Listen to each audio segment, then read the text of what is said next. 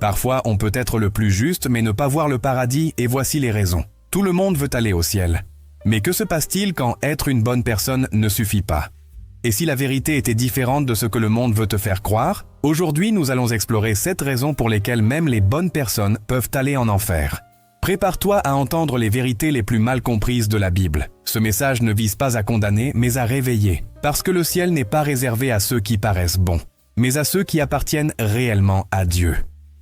1. Être bon ne signifie pas être sauvé. La Bible ne dit jamais que les bons iront au ciel. Elle dit que les sauvés iront au ciel. Beaucoup confondent la morale humaine avec la justice divine. Tu peux être gentil, généreux, respecté. Mais sans Christ, tu restes spirituellement mort. Romains 3, 23. Tous ont péché et sont privés de la gloire de Dieu. Le péché, même petit à tes yeux, te sépare de Dieu. Et aucune bonne action ne peut combler ce fossé. Le salut n'est pas une récompense pour les bons, c'est un don pour les repentis. 2. Ils croient en Dieu mais ne le connaissent pas. 3. Beaucoup disent « Je crois en Dieu », mais même les démons croient et ils tremblent. Jacques 2, 19. Croire en Dieu ne te sauve pas, c'est te soumettre à lui, marcher dans sa volonté et le suivre réellement. Des millions de bonnes personnes croient que reconnaître Dieu suffit. Mais Jésus a dit « Ceux qui me disent « Seigneur, Seigneur », n'entreront pas tous dans le royaume des cieux, mais seulement celui qui fait la volonté de mon Père. » Matthieu 7, 21.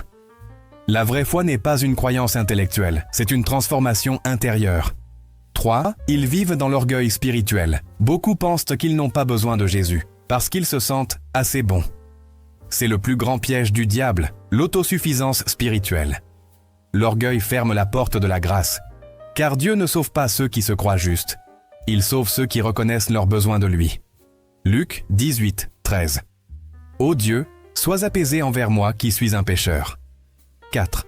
Ils confondent la bonté humaine avec la sainteté. 5. Être bon, c'est agir moralement selon le monde. Mais être saint, c'est être mis à part pour Dieu. Le monde valorise les bonnes actions. Dieu valorise l'obéissance et la foi. Tu peux nourrir les pauvres, aider les orphelins, et pourtant vivre loin du cœur de Dieu. Ésaïe 64, 6. Toutes nos justices sont comme un vêtement souillé. La sainteté n'est pas une performance morale, c'est une relation vivante avec le Saint-Esprit. Il repousse le repentir. Le plus grand mensonge, c'est de penser qu'on a le temps. Beaucoup disent « je me repentirai plus tard ». Mais plus tard, c'est souvent trop tard. Hébreux 3, 15. Aujourd'hui, si vous entendez sa voix, n'endurcissez pas vos cœurs. Chaque jour sans repentance, le cœur devient plus dur. Et les bonnes personnes deviennent insensibles à leurs besoins de grâce.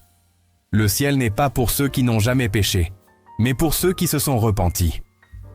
6. Ils rejettent la vérité par confort. 7. La vérité dérange. Elle blesse l'ego, elle expose le péché. Et beaucoup préfèrent une illusion confortable à une vérité libératrice. Jean 3, 19. Les hommes ont préféré les ténèbres à la lumière, parce que leurs œuvres étaient la mauvaise. Les bonnes personnes aiment la paix du monde, mais pas toujours la paix de Dieu, qui exige un changement radical. Tu ne peux pas suivre le Christ et rester le même. La vérité te brise avant de te libérer. Ils refusent le seul chemin, Jésus-Christ. La raison ultime pour laquelle de bonnes personnes vont en enfer, c'est qu'elles refusent Jésus. Jean 14, 6. Je suis le chemin, la vérité et la vie. Nul ne vient au Père que par moi. Aucune religion, aucune œuvre, aucune philosophie ne peut te sauver. Seulement le sang de Jésus. Tu peux être respecté sur terre, mais rejeté au ciel, si tu refuses celui qui a donné sa vie pour toi. Dieu ne cherche pas des gens parfaits. Il cherche des cœurs brisés, humbles et repentants. Le ciel n'est pas une récompense pour les justes, c'est une grâce pour les rachetés. Alors, pose-toi cette question. As-tu simplement été une bonne personne? Ou as-tu été une personne sauvée? Parce qu'un jour, tu te tiendras devant Dieu. Et la seule chose qui comptera, ce n'est pas ce que tu as fait, mais qui tu as connu.